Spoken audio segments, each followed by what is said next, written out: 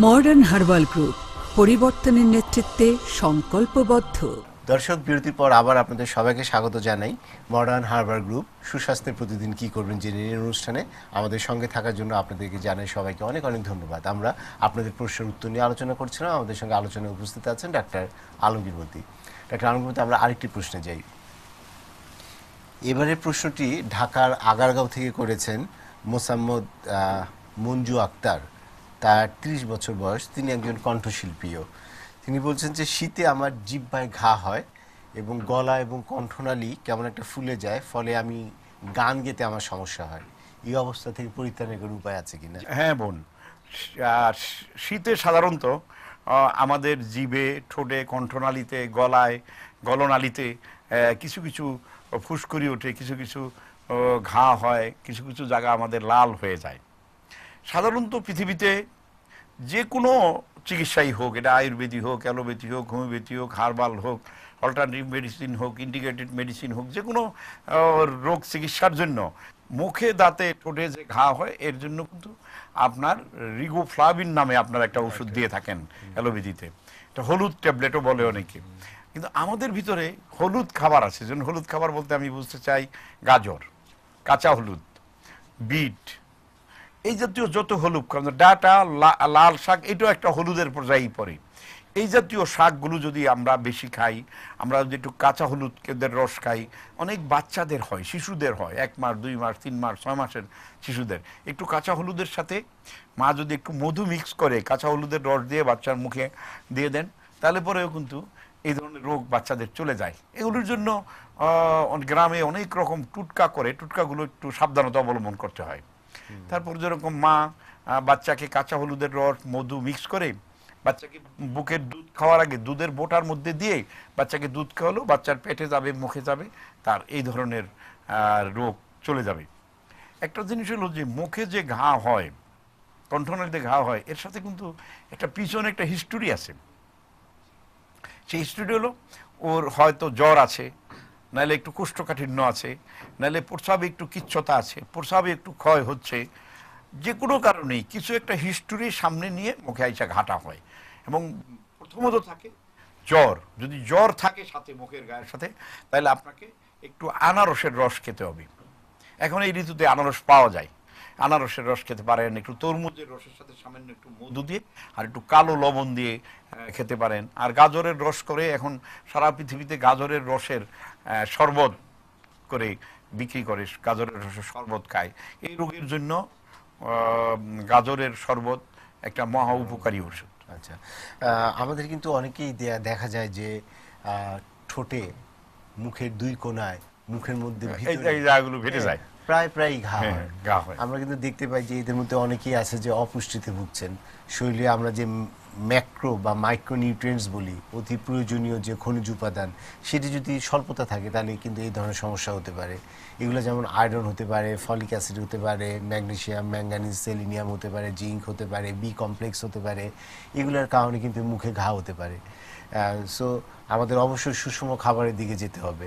আপনি শীতকালে কিন্তু এই সুষম খাবারে চারধারে আমরা অনেক ছড়াছড়ি দেখি। আসলে আল্লাহর এত মেহেরবানি এই মানব জাতির জন্য যে আল্লাহ তাআলা যখন যেই ঋতুতে যেই ফসলগুলো অনেক বেশি হয়, যেই ফলটা যেই ঋতুতে বেশি হয়, যে শাকসবজি যেই ঋতুতে বেশি হয়, যে খাদ্যকুল, মৎস্যকুল, পথ্যকুল বেশি হয়, সেটা ওই ঋতুর ঔষধ। যেরকম ধরেন এই ঋতুতে যে আপনি যেগুলি বললেন ক্যালসিয়াম, ম্যাগনেসিয়াম, জিঙ্ক, এগুলো যে আমাদের অভাব হয় শীতে, এই জিনিসগুলো জমে যায়, এই অভাবটা পূরণ করার জন্যই কিন্তু আল্লাহ তাআলা এই ঋতুতে যেরকম মূলা দিয়েছে, মূলার ভিতরে প্রায় 12টা ক্যালসিয়াম পাওয়া যায়। মূলকে সারা বিশ্বের সবচেয়ে উন্নত মানের এপিটাইজার বলে, মানে হজমিকারক। মূলা কিন্তু শাক সহ খেতে হবে।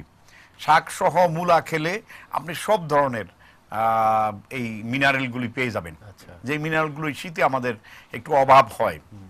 এরপরে যদি আপনি ফল হিসাবে আনারসকে প্রাধান্য দেন একটু, আনারস শুধু প্রেগনেন্ট মা ছাড়া, মানে 2 মাসের প্রেগনেন্ট মা ছাড়া সকলেই আনারস খেতে পারবে।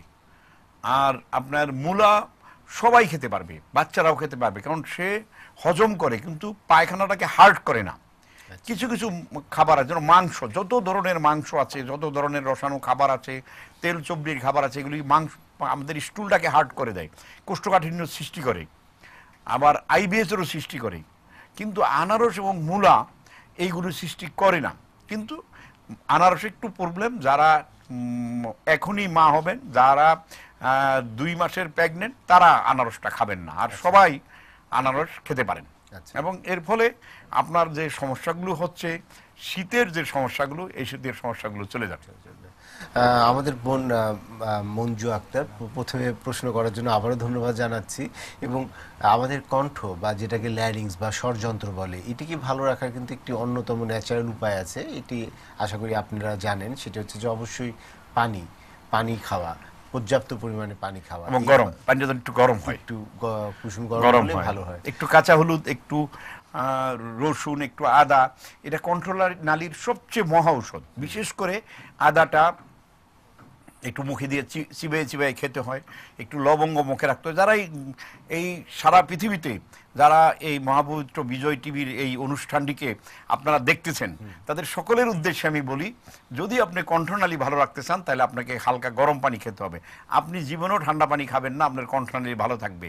আপনি যখনই পানি খাবেন, একটু গরম খাবেন, সাথে যদি একটু আদার রস খান, একটু কাঁচা হলুদের রস খান, একটু লবঙ্গ মুখে রাখেন, আলহামদুলিল্লাহ আপনার কোনোদিন বমি হবে না, আপনার বমি বমি ভাব হবে না, আপনার নার্ভাস সিস্টেমের সমস্যা হবে না, এবং আপনার কণ্ঠনালী একদম 100% ভালো থাকবে।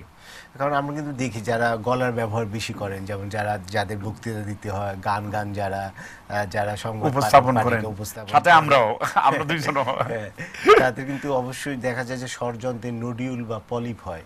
হ্যাঁ, এইটা হওয়ার একটি অন্যতম কারণ হচ্ছে গিয়ে পর্যাপ্ত পরিমাণ পানি না খাওয়া। এই কারণেই কিন্তু এই ধরনের প্রোগ্রাম করার সময় বা এই ধরনের কাজ করার ফাঁকে ফাঁকে অবশ্যই পানি খাওয়াটা খুব দরকার, যেটা কিনা আমাদের সারা শরীরকে যেমন সতেজ সজীব রাখে, ঠিক একই রকমভাবে আমাদের ভোকাল কর্ডকেও ভালো রাখে। এই শীতে কিন্তু দেখা যায় যে আমরা কিন্তু একটু যেন অলস হয়ে যাই, আমরা একটু আমাদের ফিজিক্যাল ওয়ার্কগুলো, অ্যাক্টিভিটিগুলো কিন্তু কমে যায়। আগে যারা ব্যায়াম করতে হয়, এখন কিন্তু আমরা ব্যায়াম করাটা অনেকটা বন্ধ করে দিই, যে শীতে যেন আর বের হতে ইচ্ছা হয় না। কিন্তু হওয়া চাই কিন্তু ঠিক তার উল্টা খারাপ হবে। এই সময় কিন্তু অবশ্যই আপনার কিছু ফিজিক্যাল অ্যাক্টিভিটি, ব্যায়াম, ফিজিওথেরাপি এগুলি করতে হবে। তারপর এই যে এই সময় অনেকে ফ্রিজের জিনিসটা অনেক খায়, এই সময় আপনার খেয়াল রেখে আপনার ফ্রিজের যে পাওয়ারটা, এটা কমাইয়া 2-3-এর ভিতরে নিয়ে আসতে হবে। অনেকে ওই গরমের সময় যে 8-9-তে ছিল ফ্রিজের পজিশনটা, সে 8-9-এ রেখে দিয়েছে। এর ফলে হচ্ছে কি, খাবারগুলো বেশি ঠান্ডা হয়ে যাচ্ছে, খাবারের যে গুণ মানগুলো এগুলো সব ফ্রিজেই খেয়ে ফেলতেছে।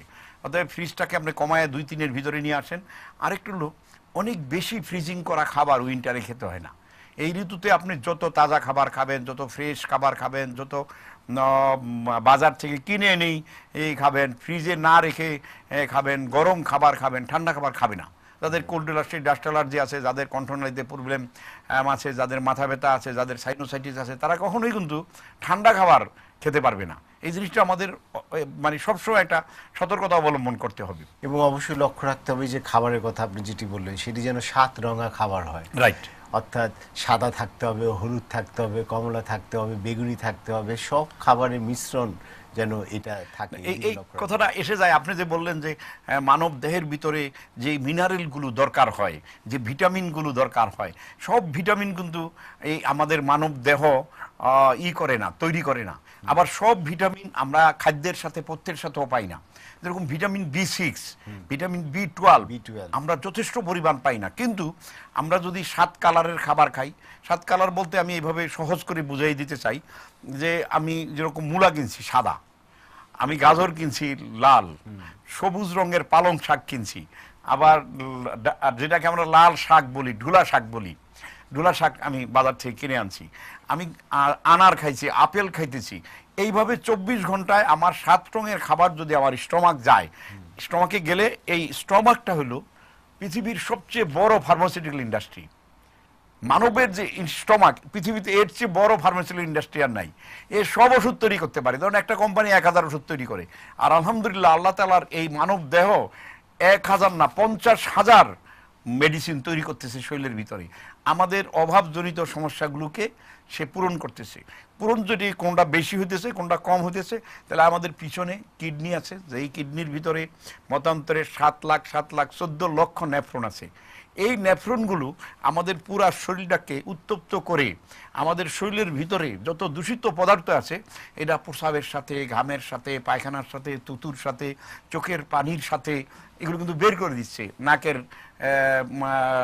থেকে, শেলসা থেকে বের হয়ে যাচ্ছে, কফ থেকে বের হয়ে যাচ্ছে। দেখেন আল্লাহ তাআলা আমাদের শরীরে প্রতিরোধ ক্ষমতাও যেরকম দিয়েছে, আবার আমাদের শরীরে দূষিত পদার্থ বের করে দেওয়ার জন্য কত সিস্টেম দিয়েছে।